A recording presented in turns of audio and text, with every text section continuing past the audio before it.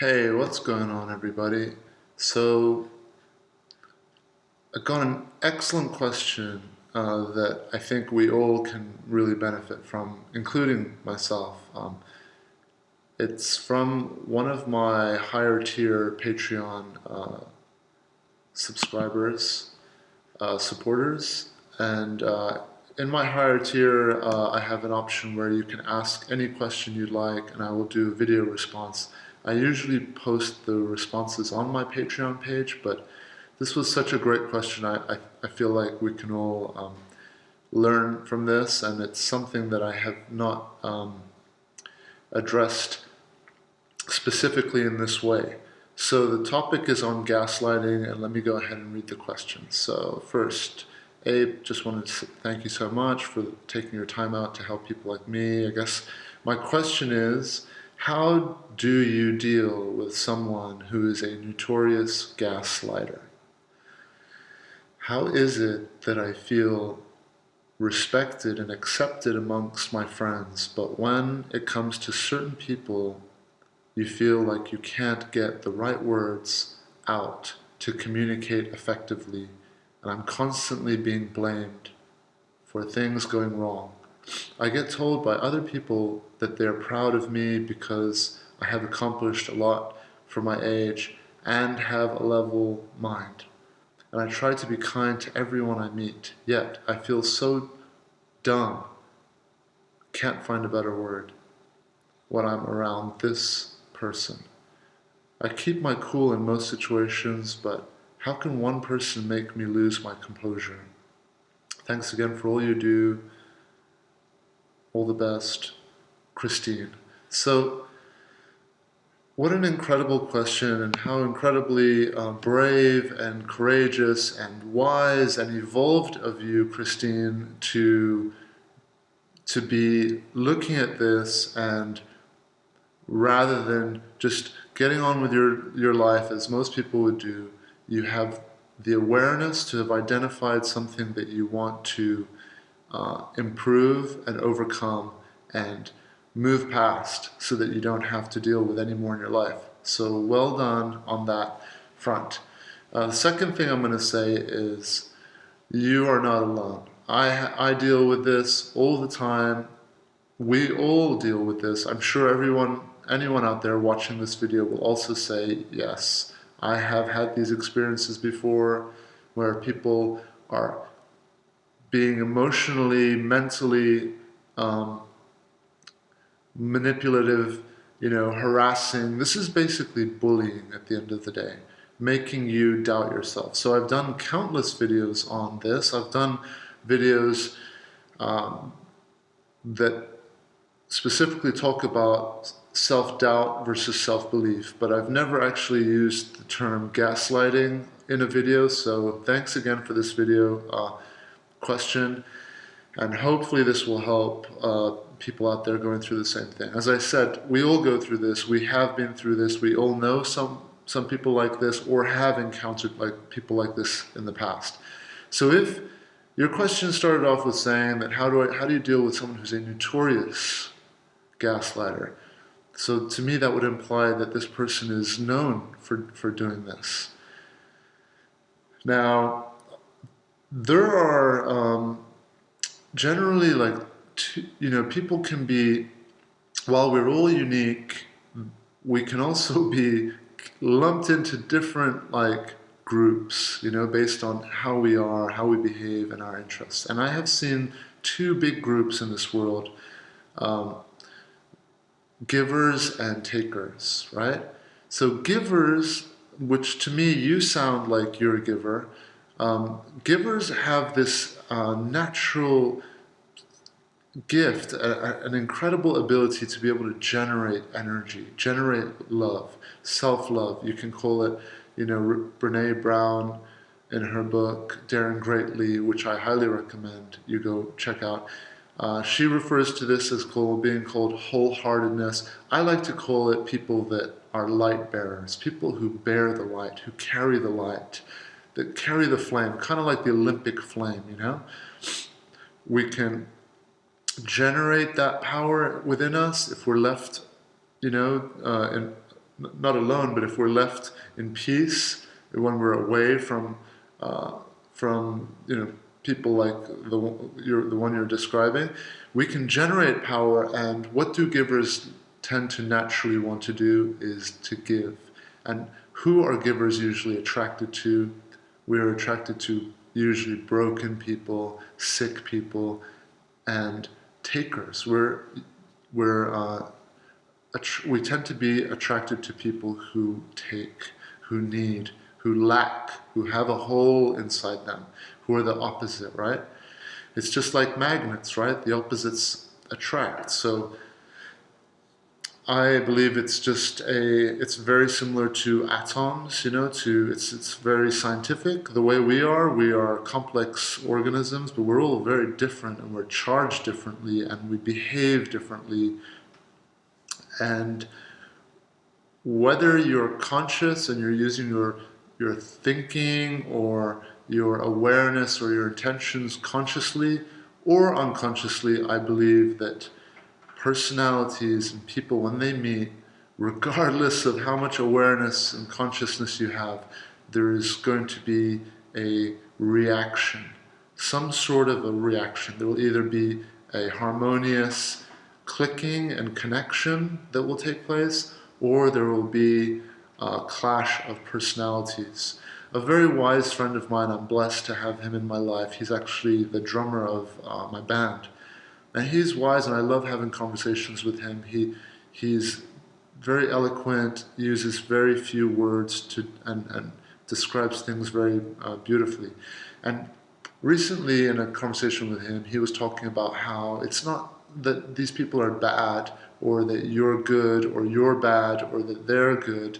It's nothing to do with that, as much as it has to do with just a clash of personalities. So it's kind of like if you put a certain compound or atomic structure, or if anybody out there remembers their history classes. I remember, like, sometimes if you put one element with another, just because of the way that those elements are, they can sometimes take like electrons from this, or they can give electrons just because of the way they are. It's not that they're saying, oh, I like you, here, have some of my electrons or protons or neutrons or whatever.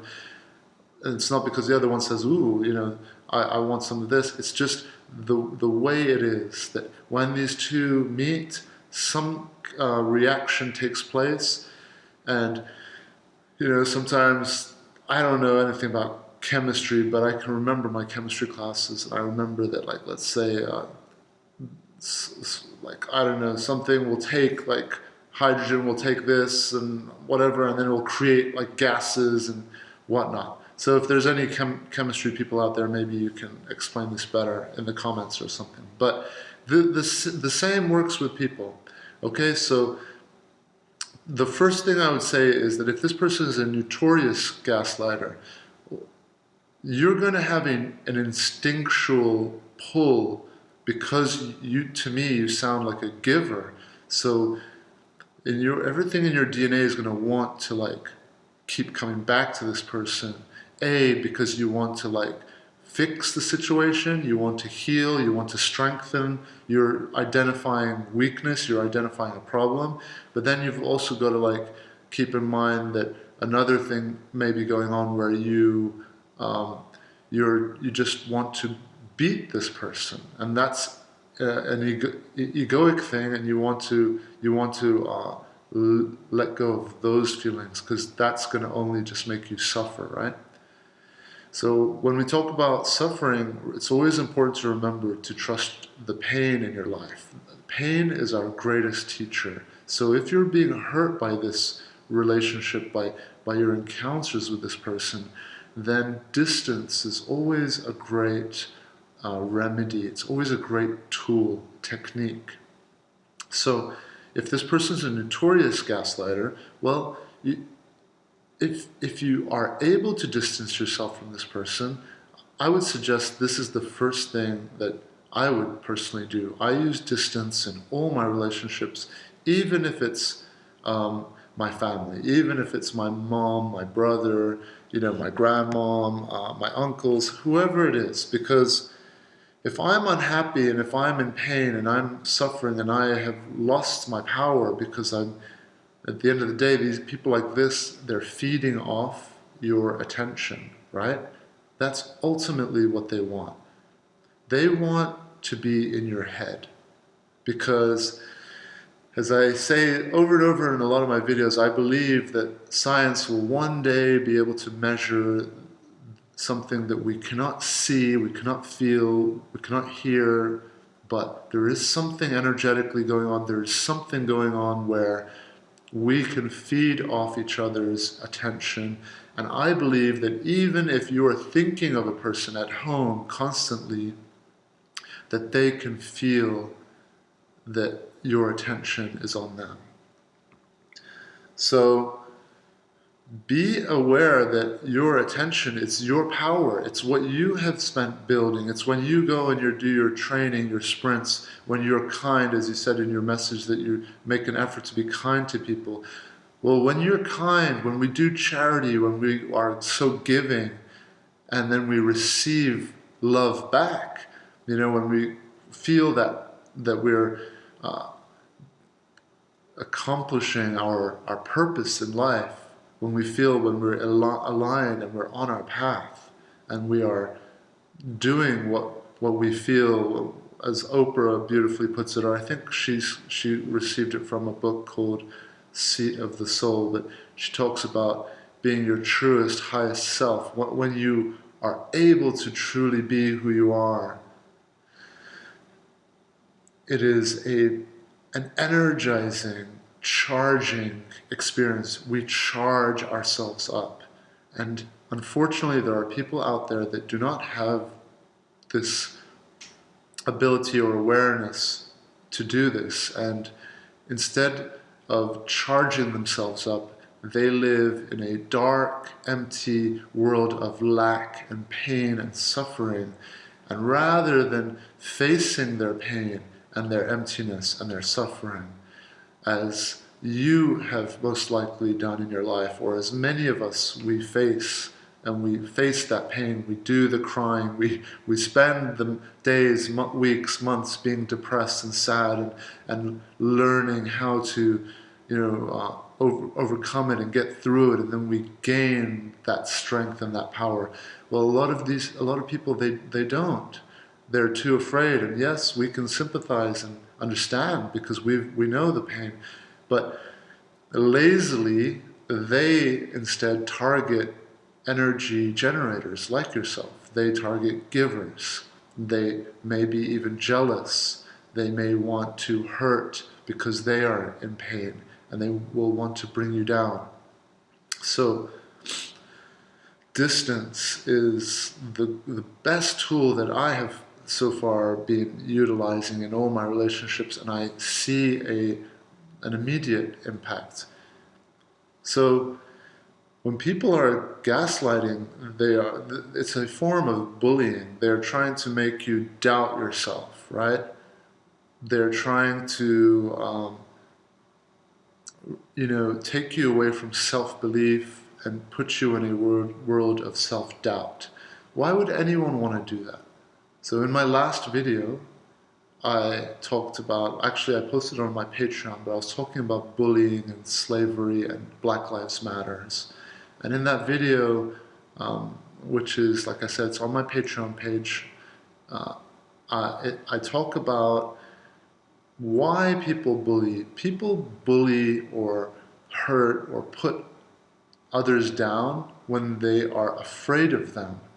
Now, you're not going to bully and put someone down who you don't care about, who's insignificant to your life. We tend to bully, humans bully and put down people who are strong, who are the best, who they feel threatened by. So I have no doubt that this person is either jealous or feels threatened by you, or is just miserable in general with their life, and they are just being a troll. But whatever it is that's going on with them, the end result, the end objective, the end goal the end mission, whether they realize it or not, whether they are conscious of it or not, is that they are feeding off your attention. So when you are stewing at home or wherever, just like you have found that they have gotten into your head, well, that is their goal. Their goal is to get into your head. So how do you get them out of your head so you can get on with your life? Well, this is very difficult, and that's why distance helps a lot. If you try to like do this, get them out of your head while you're still, interacting with them, it's going to be very hard unless you're a really like powerful-minded person, Now, I meditate every day. I read, but I would say beyond all the practices that I do, meditation is one of the most strongest ones. And even with all the work that I do, because meditation has many forms, meditation to me is training your focus, basically. And we can train our focus in many ways. Like you can be fishing, and if you just focus on the tip of your rod for like hours, or if you're golfing, and you're not schmoozing and networking, but you're actually really golfing, or if you're doing sports. So meditation takes many forms. I was just at the beach yesterday. Yes, I was practicing social distancing. I'm being very safe. My approach to what's going on is a balanced approach. I'm not locking myself at home, but I'm not going out partying and being ridiculous either. I'm using my common sense. But I was at the beach, and I was looking at all the people on the beach, and it was such a beautiful, peaceful day, and everyone was in their own world. I don't want to ramble on here about beaches, but I also think it's an opportunity for people to be naked, or wear very few clothing, and to actually be barefoot on the earth. Like when do we ever do that? Never really. So beaches are, in my opinion, it's like a church. It's like a very it's a powerful ceremonial spiritual mass event, that's taking place, and it's a mass meditation. I was thinking they're talking about these massive parties and everything. They're calling them like mass. Can't remember the word. Someone maybe will post it. I'm going to remember it after the video, of course. I'll be like, man, I wish I remembered it at the time. But they're calling them mass spreader or something like that, mass spreader events. Anyway, so I was looking at everybody. I'm like, okay, is this a mass meditation or is this a mass spreader event? Super spreader, right? That's what they call them, super spreaders. So, but people barefoot, and it was such a perfect, amazing moment. And then there was this guy in the background. He started yelling, like making weird, loud, repetitive noises over and over, very loud, like everyone could hear. And I just looked around and I could see that despite this guy making very weird, loud noises, everyone was still focused, everyone was doing their thing. So this guy was almost like a troll, right? Well, what did he want? His goal was he wanted attention, right? He wanted everybody to look at him, everybody to acknowledge him, right?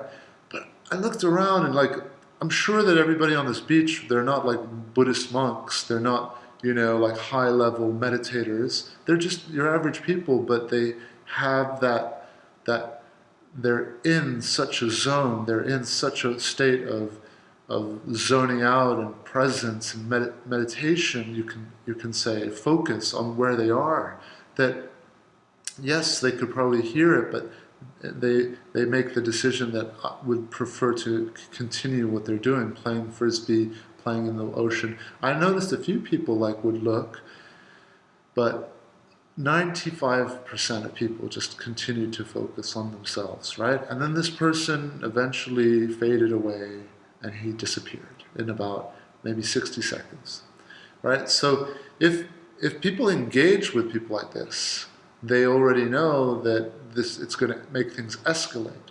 So here's my message to you to wrap everything up, and to anybody else out there who has experience with, let's say, gaslighting, but essentially these people are bullies, right? It's emotional, mental harassment. Now, engaging, disengaging, that's the biggest takeaway I want you to take from this video, is the best thing you can do is disengage, distance yourself, find the correct amount of distance, and it may be that you will never spend time with this person ever again. That's the one end of the spectrum extreme, but you should accept that that could be a possibility.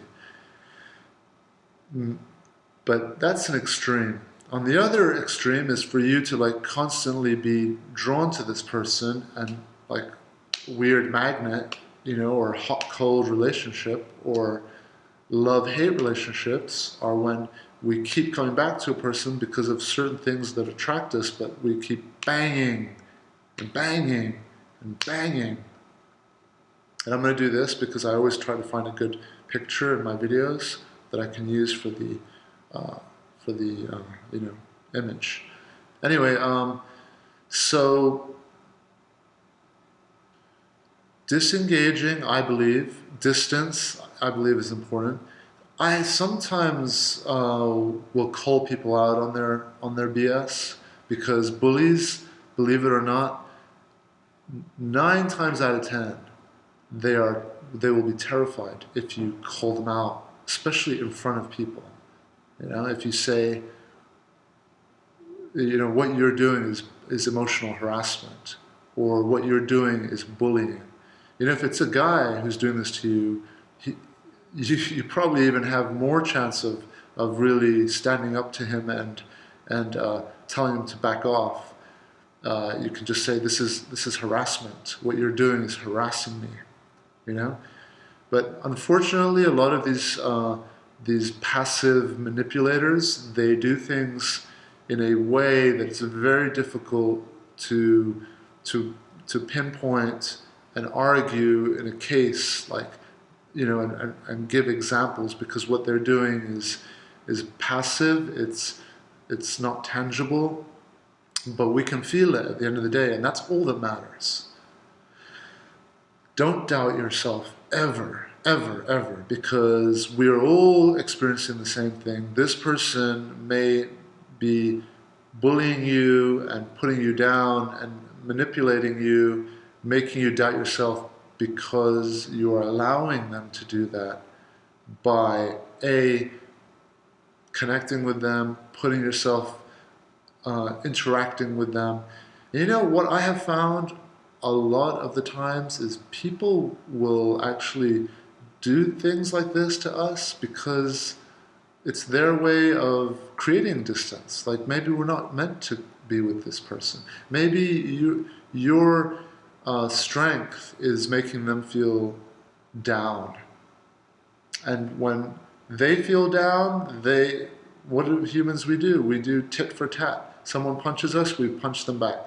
So your strength, your positivity, your kindness is making this person feel lesser, making them feel down, making them feel jealous, and so they're making you feel down, making you feel jealous, making you feel lesser.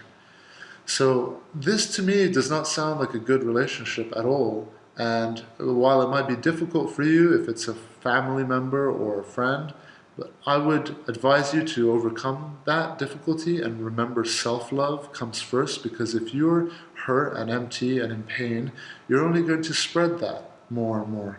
So it's not a selfish thing for you to want to strengthen yourself, to recharge your power, and when you feel powerful and recharged, be very precious with your energy, because we come into this every morning. We wake up after a good night rest, hopefully, and we have like an energy tank level. We have mental, energy, we have physical energy, we have spiritual energy, we have different energy tanks, and we can leak them out on the wrong people, or we can spend it on the correct people. And how do we know the difference? Well, reciprocation is important. What does that mean? It means that if I give love to someone and they give me love back, well, that's a healthy relationship. That's reciprocation. They're reciprocating what I am giving them. And that's a good, healthy relationship. And that means that I can go through my day more sustainably, more harmoniously, because I'm not going to be depleted so quickly. Energy vampires, people who prey on our power and our energy, whoever they might be, they are attracted to the brightest lights, They are attracted to people who they can feed off of their attention. That doesn't make them evil. They're suffering. They are going through pain. So it doesn't make them bad. And the word energy vampire, it doesn't sound great. These people are sick, at the end of the day, and if anything, they're difficult people to deal with. And it's not your responsibility to fix them, to heal them. It's your responsibility to keep yourself strong and healthy and powerful so that you can cleverly spend your energy on something that returns, that has returns. That's the harmonious way of doing things. If I'm going to go out in the world and just give my money away, then I'm going to become bankrupt and poor, and I'll be on the street and I won't be able to do anything on this earth. I won't be able to support myself or my friends or my family. But if I go out and I invest my money in things that have returns, like I'm now spending money to build a house, I'm renovating a barn, so I'm doing a renovation project, turning the barn into a house so that I can rent. So the point is that I'm paying money to receive money. There's also a balance to that. I don't want to be greedy as well, give little and get more back. No, I'm going to give and receive. And I believe that if you take one step towards another person, they should take a step towards you. If you're taking 2 steps, 3 steps to a person, they're taking 1 step towards you, it's difficult. Some people, they can do it. I can tell you that I am not in a place in my life where I can do that. I have been when I was much younger. I'm 40 now. When I was in my 20s, or until I was maybe the age of 30, I was so charged because I was in, a band that had a lot of fans, and I was doing a lot of things with my life that life transforms, right? But my music, this is a very good example too. You see, musicians, artists, we create, we spend a lot of time building and investing time, and then we like to share it, and then we put all this love and energy and time into what we create, and then we share it, and then there is a communication. The artistic process is complete when the art is experienced, and then the communication or love comes back, right? So that's a whole other video. There's nothing wrong with that process, but some people can get lost in that process as well, where they can become too dependent on the love and attention that they're receiving. So it's complicated, but it's simple, right? I would say my message to you, Christine, is use distance. It's not easy, but use distance. Be patient. Your natural instinct as a giver might be that you want to keep coming back to this person. Perhaps your egoic instinct is going to be that you want to beat this person. You want to have the upper hand. be better than this person. You want to end things kind of like on an upper hand. I can tell you that if you focus on that, you're probably going to suffer more and more and more. And this is our greatest teacher, Professor Suffering will come up and say, you'll be suffering at night, in the morning, you'll be thinking of this person. And that is Professor Suffering trying to teach you you're not doing things in the correct way. The greatest technique of all is love. It sounds naive and maybe weak to a lot of people who are not very educated and do not understand. In my previous video that I uploaded on Patreon about slavery, Black Lives Matter, I talk about how a lot of the black African American descent, the people that have experienced slavery and all of this, were forced in the end to find that the best solution is love, self-love. Get on with being a champion, whether it's whatever you do at work. Ignore the haters. Focus on the things that matter in your life, your friends, your family, the people that support you, or just yourself, your self-love. Build yourself up. Love is the ultimate display of power, of strength. Love crushes and conquers everything. Nothing can stand in the way of love, because love is basically saying that my focus, my power, my energy is carving my path forward, and I will not be distracted. I will remain calm, and I will be my best no matter what. And if you're trying to pull me down, if you're trying to make me doubt myself, if you're trying to put seeds of doubt in my head, your attempts will be futile, because I'm steamrolling ahead to infinity and beyond. Nothing can stop me. And you're not alone, Christine. I have gone through this. I still go through it on a daily basis. You will get better at dealing with people like this as time goes by. Use distance, focus on your self-love, charge yourself, surround yourself with those beautiful people that you have in your life. Focus on them, read beautiful books, do things that will strengthen you, eat foods that will strengthen you, listen to music, podcasts, videos, books, movies. Surround yourself with these energizing things that will charge you up. There are plenty of them out there.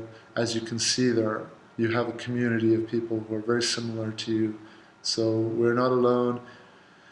Stay focused, and thanks for the question, and I hope this helps answer a little bit of it, and I hope that it also helps anybody else out there who might have been dealing with this topic. So peace and mucho love to all of you. Thanks for your emails and support, and until next time, adios for now.